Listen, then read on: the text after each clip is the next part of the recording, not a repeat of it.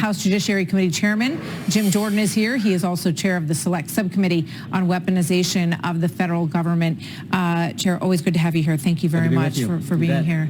You know, lay this out for people, because what Shellenberger was getting at there is that the FTC and government agencies, the administrative state, some would refer to it, are feeding blacklists to these social media organizations and telling them these are the people that you need to crack down on. Tell us about the evidence for that.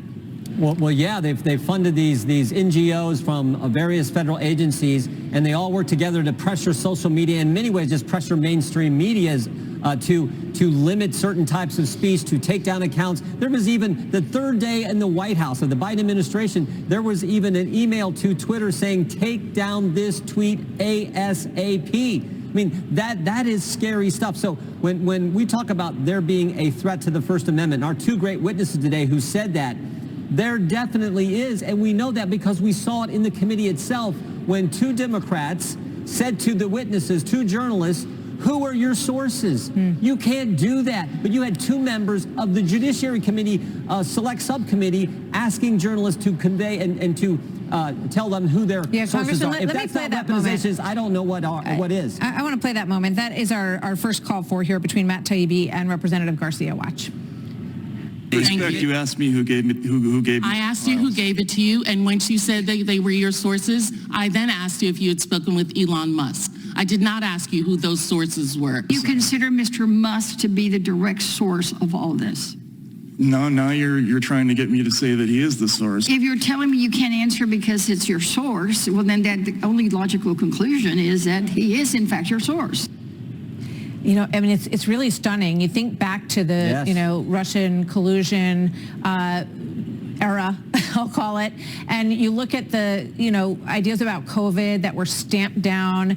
Anyone who mentioned that it was a lab leak, getting their files taken down, their Twitter shut down for saying things along those lines. You know, people who were even on the periphery of January 6th who got everything shut down, you know, just because they happened to be, you know, within a few miles of the place. So, but they are going after freedom of speech here with these two journalists. Yeah, and these journalists aren't Republicans. In fact, I asked the question, these are Democrats. I mean, but they're award-winning journalists, and the left doesn't like the fact that they're reporting the truth. I remember a time when the left embraced the First Amendment and would defend the First Amendment. Now they attack anyone who's conveying the truth to the American people, even to award-winning New York Times best-selling journalists like the individuals we had in front of us. And it wasn't just this, because remember what we learned yesterday. We issued a report, our committee did, a report about the FTC targeting journalists. They sent all kinds of letters to Twitter, and they said, who are the journalists you're working with? And they named four personally. Two of those four were our two witnesses today. So these guys are brave people, and understand what they ask. When the FTC sent that letter to Twitter, they said, have you checked the background of these journalists? Think about that. So first, it's the FTC coming after him. Today, it's Democrat members of Congress asking for their sources, and yet the Democrats say there's no attack on freedom of the press and freedom of speech. You've got to be kidding me. I've never seen anything like this. And then you couple it with this industrial censorship, industrial complex that they talked about.